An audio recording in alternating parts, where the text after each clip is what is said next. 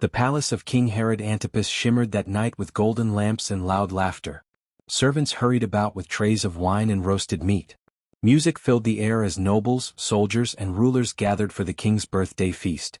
At the head of the table sat Herod himself, proud, powerful, and restless. Beside him sat Herodias, his wife, once married to Herod's brother, now living in forbidden union with the king. But there was a shadow behind Herod's smile. It was the voice of a man, John the Baptist, echoing in his mind. "It is not lawful for you to have your brother's wife."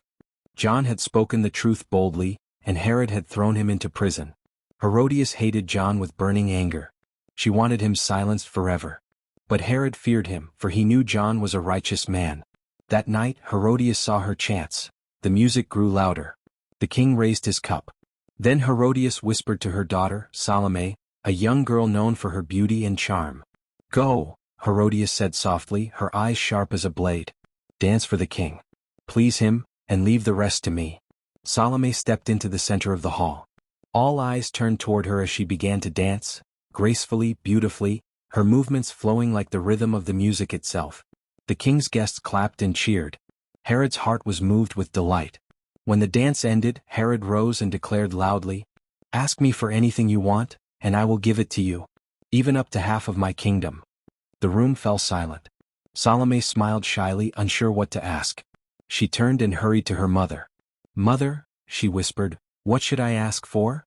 Herodias leaned close and whispered coldly, "Ask for the head of John the Baptist, on a platter."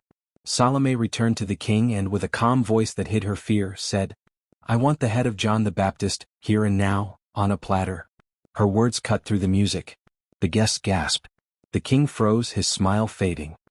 He was shocked and grieved, for he respected John, and he knew this request was cruel and unjust.